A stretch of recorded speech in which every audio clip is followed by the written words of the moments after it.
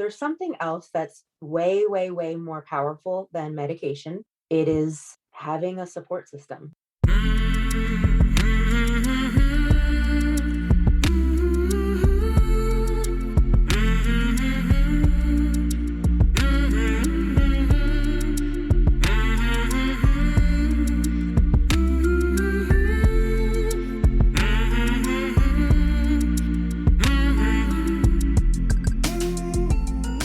Hey there, my name is Sean, and this is Suicide Noted. On this podcast, I talk with suicide attempt survivors so that we can hear their stories.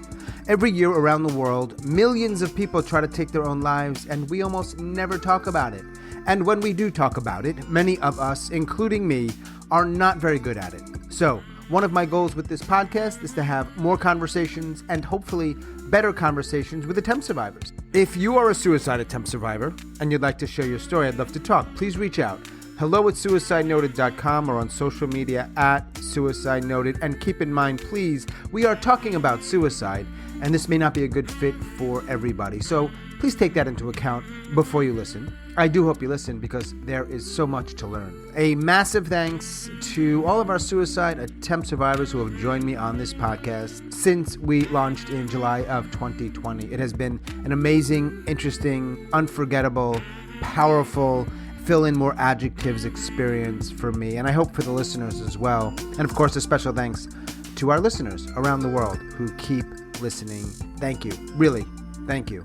A friendly reminder, if you would like to help us out, well, just keep doing what you're doing. Listen to the podcast. Let other people know about it. If you want to make a financial contribution, whether that's one time or recurring, I'll put a link in the show notes on how you can do that.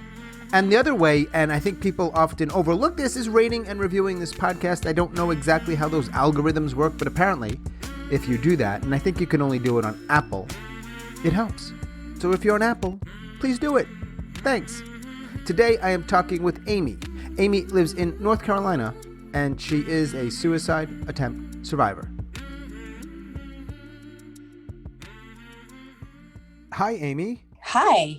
Thank you for joining me. And you are a therapist, right? Mm-hmm. Don't think I've spoken to a lot of therapists, and I always or often qualify what I'm saying on this podcast. You've maybe heard it if you've heard the podcast, like, the therapists and counselors aren't going to like what I'm about to say, because I'm never suggesting don't get therapy or don't go to the hospital. But my take on it, my experience, and some others is it's not always so great. So let's just be real about it. Yeah, right. It really isn't. When I have to, involuntarily commit someone to go to the hospital, they are traumatized by that 100%. Because they're picked up by, a cop car and handcuffed and put in the back of their, and that could be in front of a, school of people or their neighbors or their coworkers. It's traumatizing. We want them to be safe, but we're not really thinking of them as a holistic person. It's all about, I want this off of me. I don't want it to be on my watch that you kill yourself. And that's unfortunately what, a lot of therapists and, providers are motivated by. When you say holistic person, I hear person. When I was put into the hospital for the second time a couple of years ago, and it was like not clear if it was voluntary or not. It was kind of like, because this guy, my counselor, wasn't clear, which was a problem. But I remember saying to him, and I tell you this, I mean it. I said, what I really need, not that it's going to be a cure-all, but what I really need right now is a walk in the woods with a friend. Yeah. And I meant it.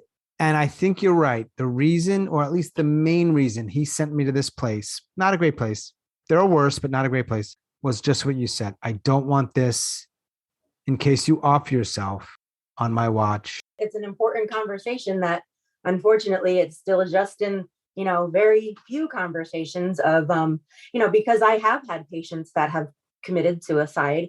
And what happens when it is on my watch and I was the last person to see them is that, I am under a microscope with the people that pay me. Is my license going to be compromised? And it's a ton of paperwork. It's like, days of paperwork that you can't get your other stuff done. And it's paperwork versus someone, saving someone's life. That should not be synonymous or part of why, we are so motivated to be like, I'm going to make sure you're safe so that it doesn't come back on me. And also, look, I don't think and I don't think you are suggesting there's any sort of easy fix here, or we would do it. If it was an easy fix, we would do the easy fix. Nobody's suggesting that anything's easy here or that anybody, but we just do get some things wrong. But I also get why therapists and counselors do that. Given, like I was a teacher for many years and I ended up doing things that I hated because I really realized like, if I don't do it, it makes it in a way worse because it's a systemic thing. So I'll play the game, but it still sucked.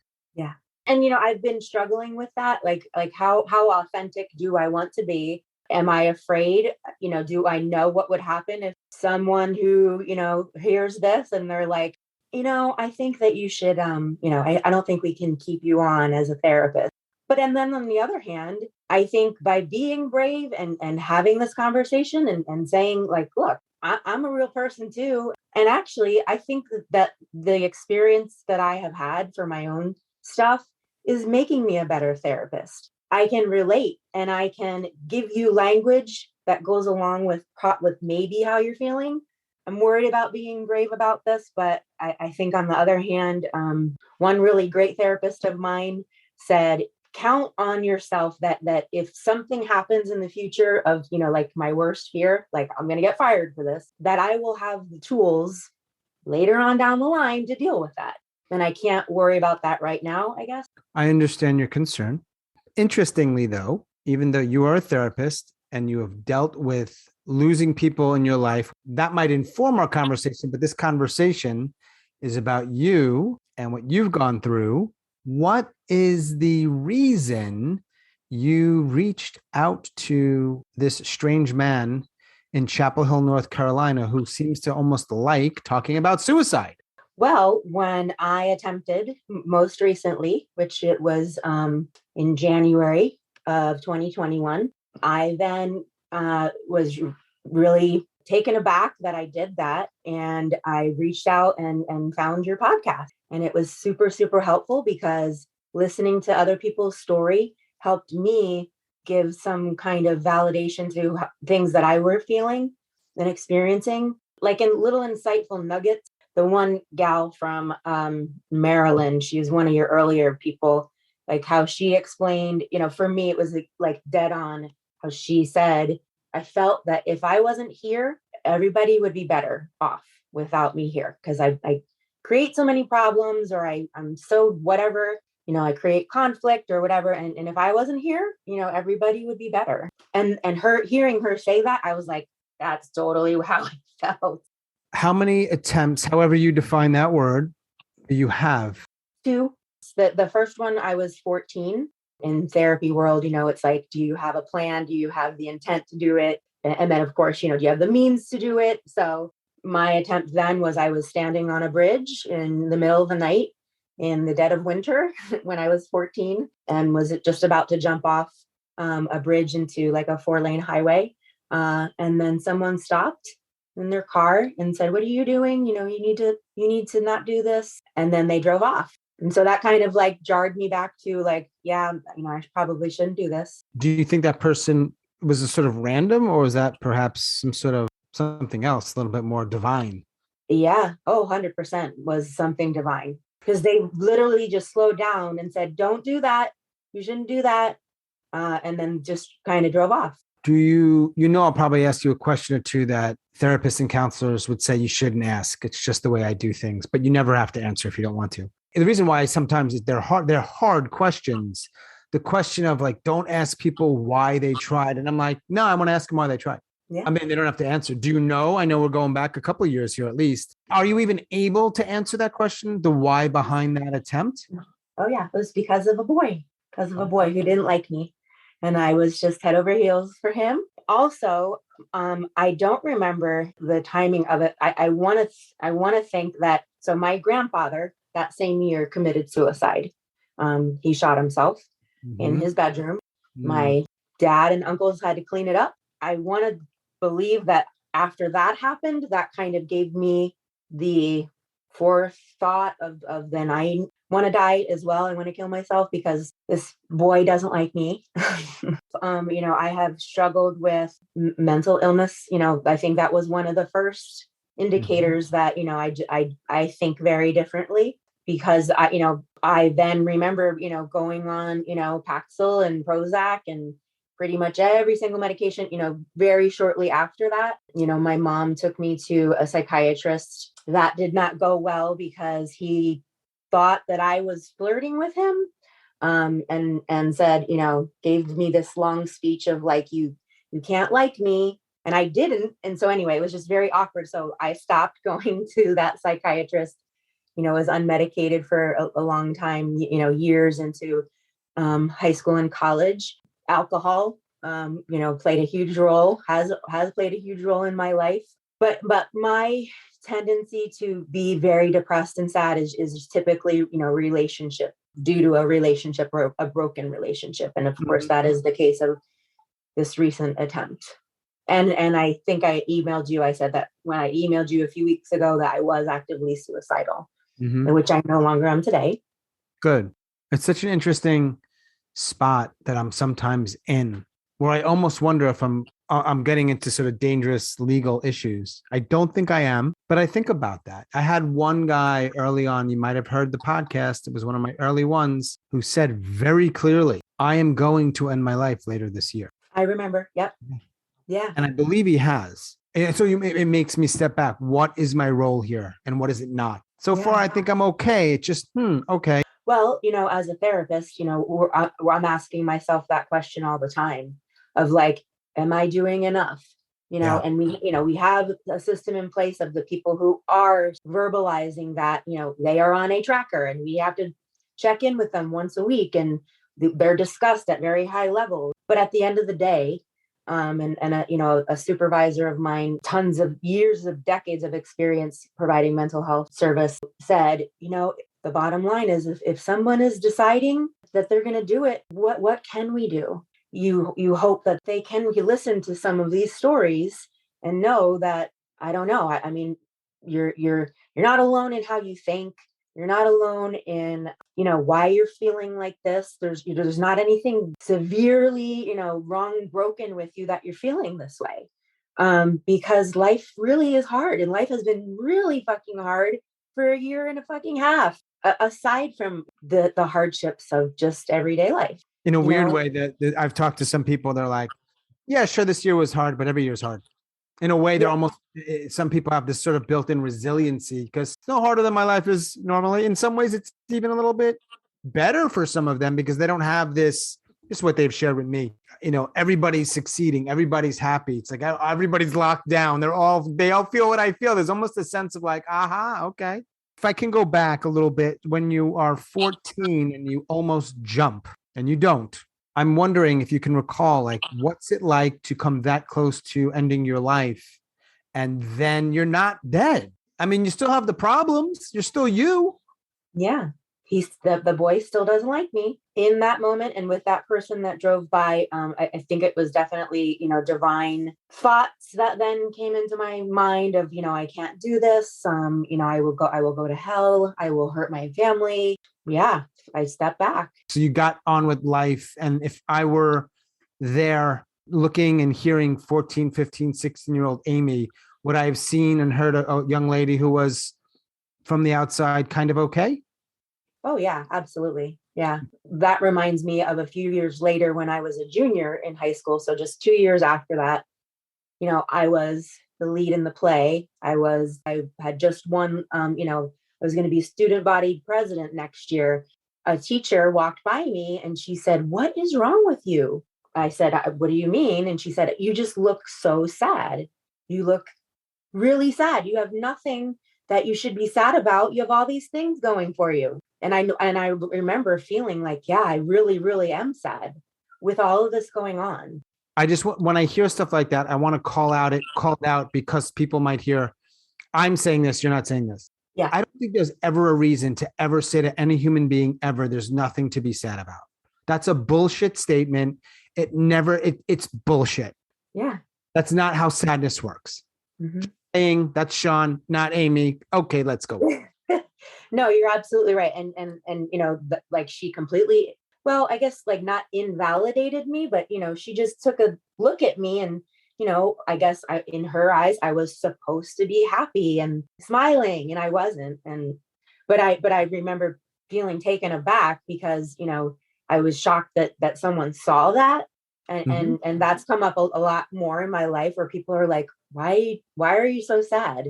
Why are you always so sad? Why are you always so not satisfied? Why are you so angry? And I'm just like, I don't know. Well, those aren't even questions, though. I mean, we could, yeah, Yeah. there's a why and a question mark. Those are statements. They're not questions. Right, And right, if right. somebody had actually asked you that legitimately, it might be a very different conversation. And I ain't no genius here. I'll tell you that. It's pretty basic, but apparently it's not. You found you're at least one person in your life knew about your attempt or your near attempt because you went to a therapist after, the one that you ended up not seeing. Your Correct. mom, you told her. No, I didn't tell her about that attempt at 14, but I remember, I guess she maybe saw that too, the mask of Okay. sadness, I guess, that I always had. And I think we had a conversation. I said, yeah, I'm just really, really sad about everything. So she was like, she got me in to see somebody. And so, do you think as you go through high school with your mask of sadness, your challenges or your pain informs your choice to become a therapist? Well, yeah, I did not actually become a therapist until 6 years ago. Oh, wow. Um, So I went into the military after high school, met my now ex-husband, married for 20 years. We have 4 kids. Again, a successful story, but all along I've always been sad and not satisfied. There are traits of and this is not in like the DSM-5, but I feel like I have traits of imposter syndrome. Sooner or later, everybody's going to figure out I'm the biggest asshole and a bitch and stupid. And, I think that has been kind of pervasive for me, where I have a lot of self-loathing. I have a lot of self-hatred. I always feel like I'm not deserving of my happiness, or I'm going to screw it up somehow. And I have. I have screwed up my marriage, really messed that up. That contributed to my attempt in January. Do you think that, and I'm asking Amey as Amey, but also maybe Amey as somebody who's trained in this field, the stuff that you just mentioned, all of it, how you feel, the imposter syndrome, do you think that's fixable? You think that's just it? And I'll make the best of it. I absolutely do think it's fixable. And, of course, that is the reason why I became a therapist, is because, hey, if I'm going to pay all this money to get this degree, I'm going to use this shit on myself. Of course. Yeah. Yeah. I'm going to make all my money worth it. Yeah, I absolutely think that we all have the ability to figure out what is going on internally. And a lot of times that is, I think, what good therapy is: getting that out, talking about your story, putting it in a narrative. And, that therapist, the way that I like to practice is I want to listen, Mm. but I also want to, share with you, like, here's what I hear. A lot of times that's super effective, is like just reflecting back to the person. Do you know that you just said this? But yeah, with the training, yeah, of course, like, hey, you know what? This really sounds like major depression or anxiety. And then, of course, that's helpful when you can then receive some kind of a medication. Not saying I'm a huge fan of medication. Just in my experience, I've said this to a lot of my patients. There's something else that's way, way, way more powerful than medication. It is having a support system. It's having people around. It's talking to people. That is so much more powerful than any medication that you could ever take, or any combination of medications, is when you have people that can support you.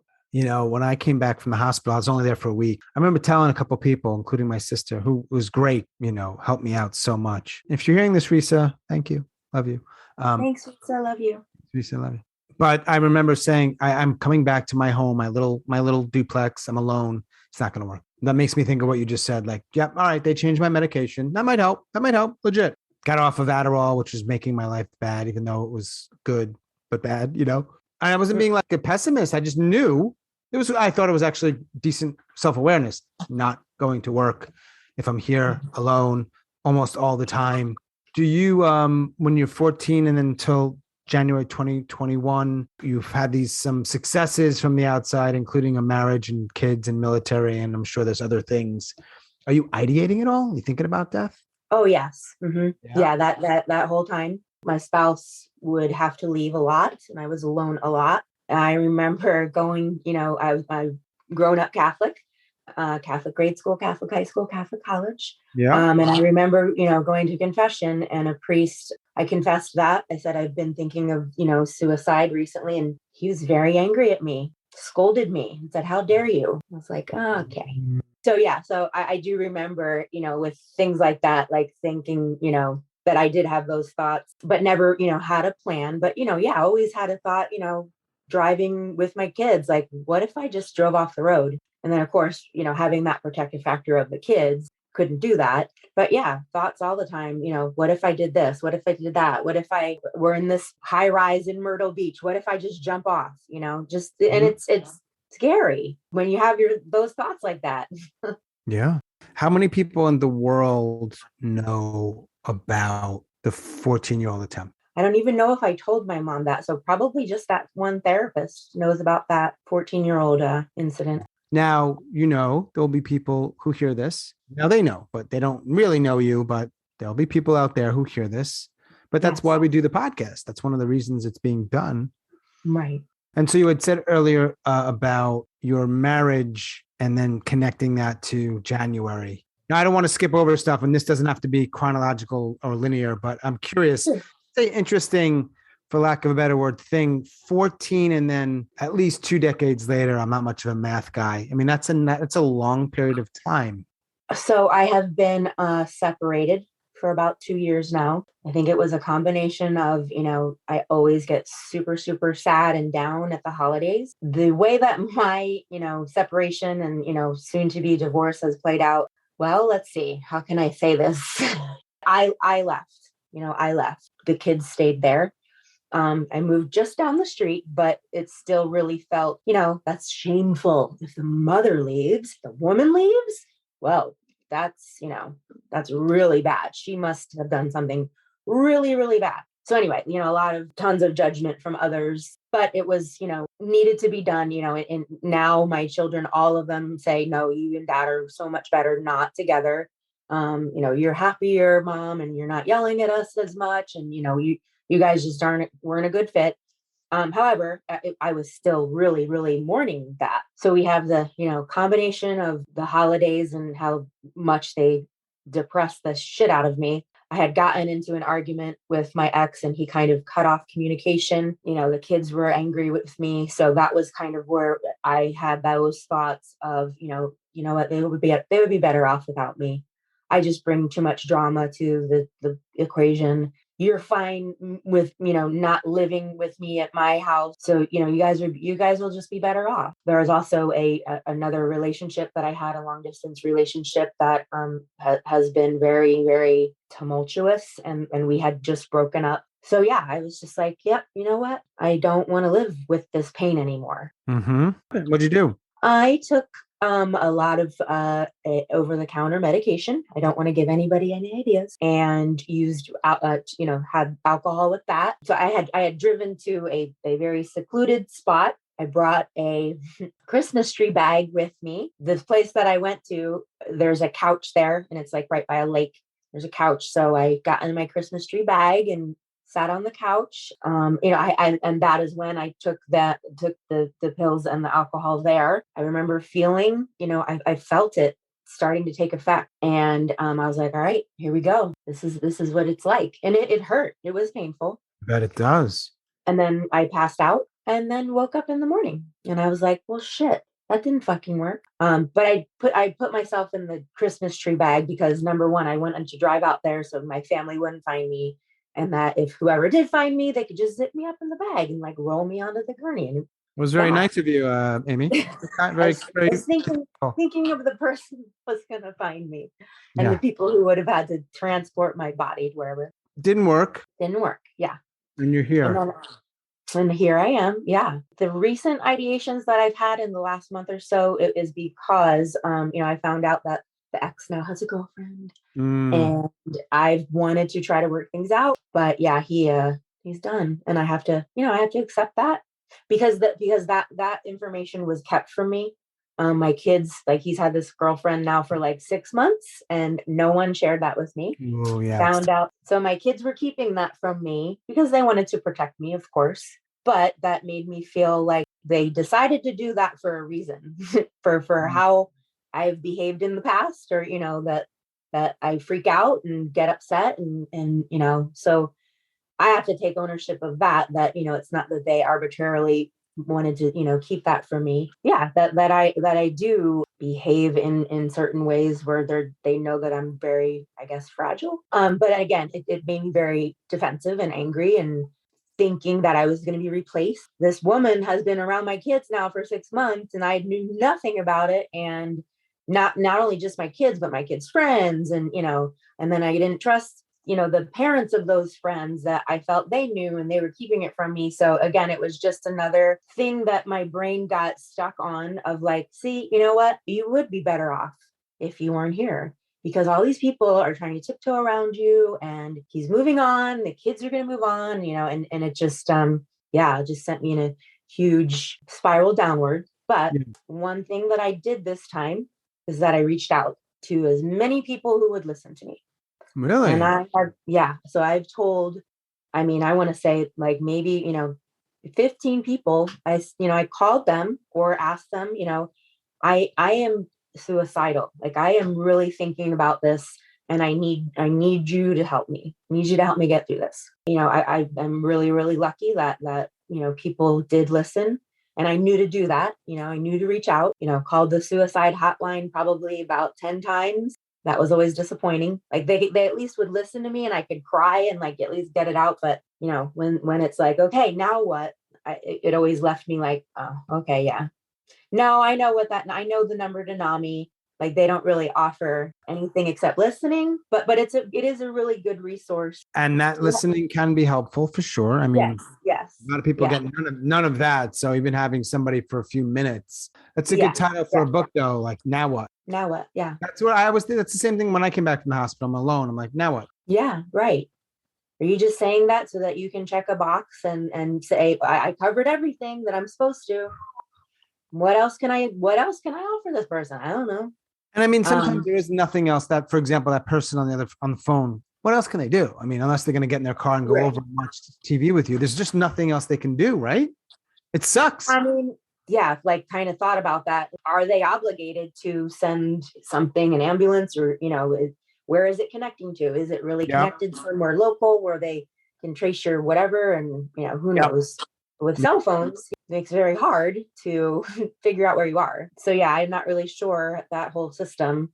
But it is, it is that, they will listen. They will listen, and they will try to offer solutions. I think it was just in my own head, I was just like, well, you're not fucking helpful. Goodbye.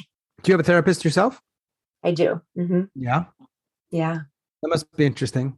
Well, yeah. And he's really tough on me, because he knows that I can out therapy him, but right back.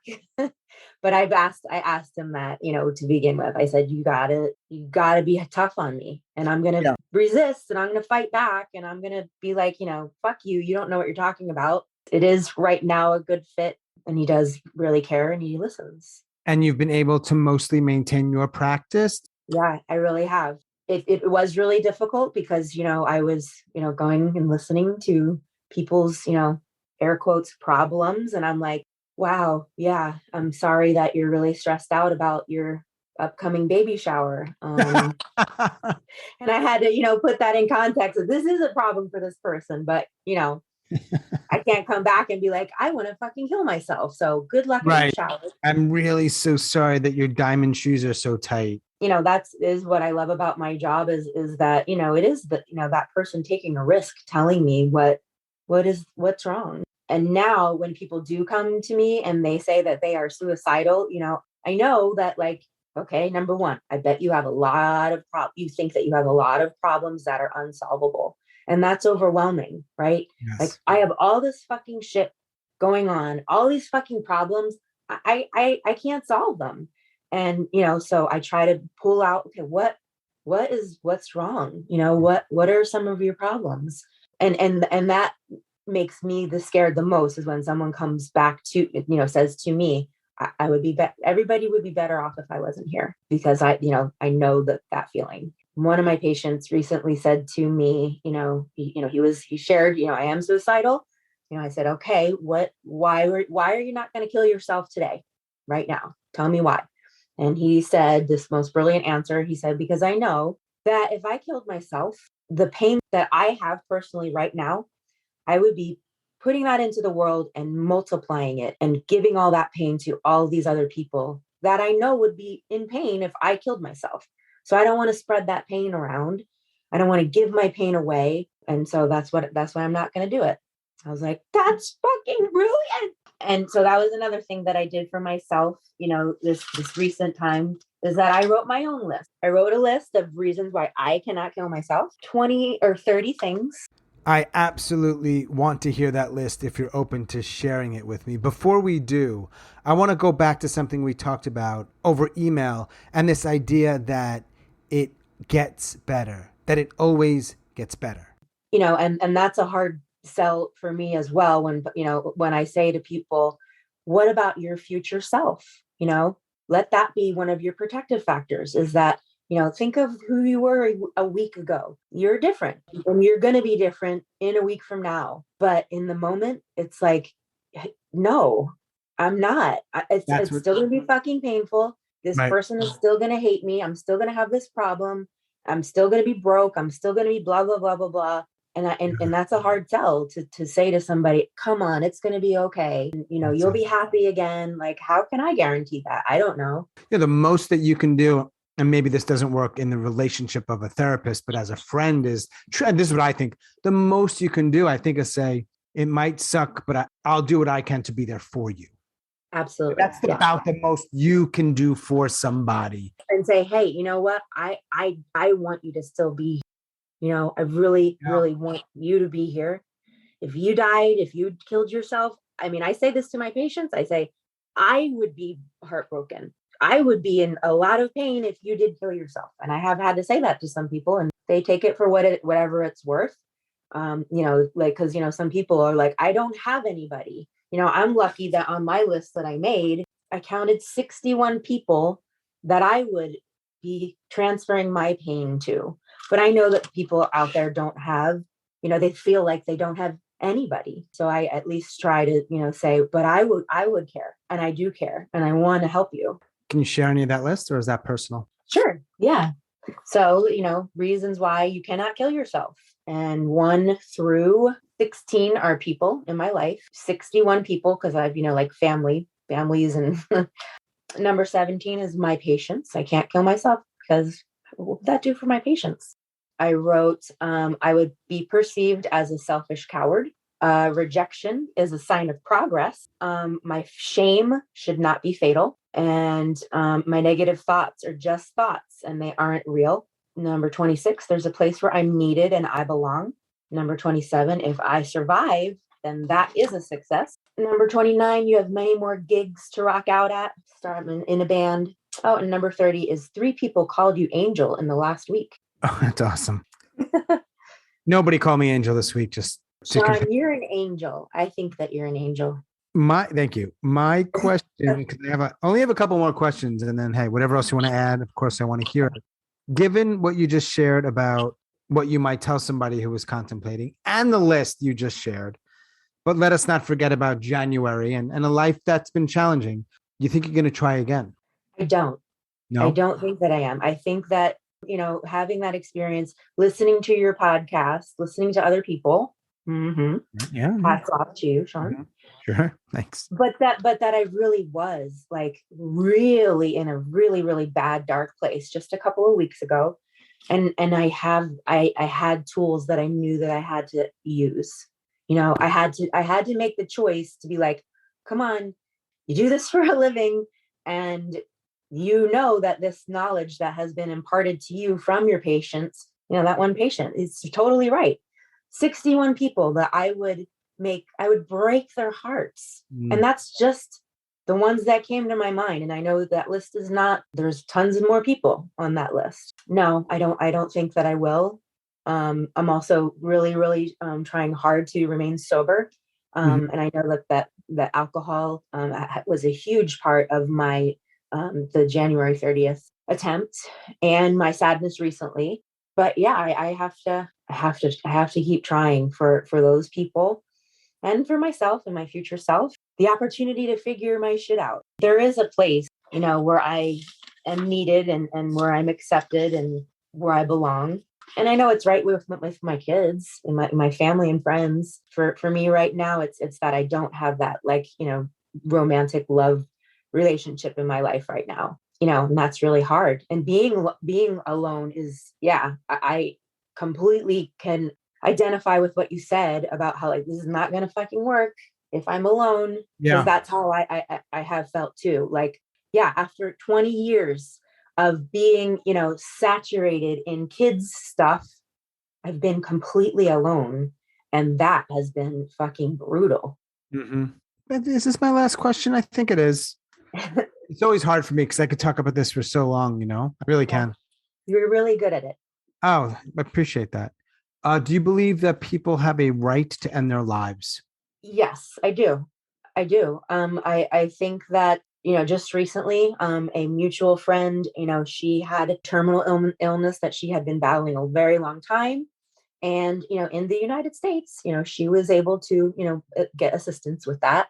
So in that case, yes, I do feel like that is, somebody's right to be like, yeah, I'm going to end this. As far as other people, where it's emotional, mental issues that they are choosing to end their life, who am I to say that they don't or do have that right? I hope kind of what I have said is that no, I'm really certain that there are people that you would be transferring your pain to. That's going to be on you, or whatever happens after we die, that you are choosing to not be here anymore. But yeah, I do feel like it is somebody's right, because we're in this body, in this world, and it's fucking hard. And my problems, compared to shower, girl, my problems are probably a billion times less than people, in countries where they have nothing, and it's very subjective. Yeah. Well, I will say, I'm glad you're alive. Thank you. I'm glad you're Because alive if you too. were not alive, we could not have this conversation. I think people will benefit from hearing it. I hope so. I'm going to go out on a limb and assume, and I think I'm correct, that your family's glad you're here. Yeah, they are 100%. My mom and dad came down when I shared them. They drove all the way down from 700 miles away. Because they're your parents. Mm-hmm. And what else would you like to share? Open ended. I think what you're doing is amazing. It helped me. It helped me because I found this after my attempt. I just encourage anybody who's listening, who's really, having these thoughts and planning and really want to die, start writing a list, and it might be helpful. Don't be afraid to reach out to anybody. Yes, they might not give you the answer that you want, but don't exhaust like, oh, well, I told that one person and that didn't fucking work. A way that can help you feel better is to talk about it. And you have to be really brave to fucking talk about it. If there's any little tiny glimmer of like, what, I just want something said to me, or I want this problem to go away, or I want this to change. If you have just the tiniest glimmer of like hope for that change to occur, start thinking about, reasons that you cannot kill yourself, people that you can reach out to, that, there is therapy out there of therapists that want to help you and want to listen. And it's also brave to be able to hold space. And by the way, if anybody ever wants to know how to do that or how to think about it, please email me or message me. Like I'm not an expert at it, but I'm okay at it. I'm decent at it. I really think to help people figure out what that means and what it looks like, because we're not very good at it. Somewhat learnable. You can improve upon it and it can really make a difference. So, and I like when you say that, you're like, I'm not, we're not really good at this. Nope. I do feel that I'm getting really good at this. I bet. And I know that anybody, because I remember when I was initially like first couple months of being a therapist, that terrified me. When someone was like, yeah, I'm thinking about killing myself. And I was like, what? Right. I didn't know what to do. Take a breath. That's the first thing. Right. And now I do feel like I'm getting good at this conversation, because I'm not afraid of it, because I've been through it, and I help people through it. And that is, a way to, I don't know, at least get some experience with it and knowledge so that like I can help people. Yeah. Yeah, somebody's saying they want to kill themselves or they're thinking about it doesn't mean they're actually killing themselves right now. Take a breath. Fucking listen. Indeed. Thanks again, Amey. You, Sean. Really appreciate it. It's going to sound super trite and I never know how to end these things, but I hope you stay well. Thank you. Yeah. I am. I'm trying. It's a struggle every day. Every day. And thanks again. Thank you. Thank All right. you, Sean. Bye. Bye.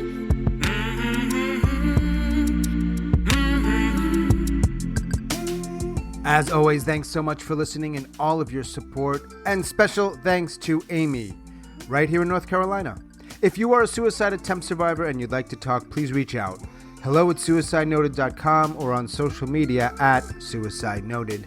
And if you would, please rate and review this podcast. In fact, stop it or pause it right now, scroll down if you're on Apple, and rate it and review it. It really helps. It helps people find it, and we need people to find it.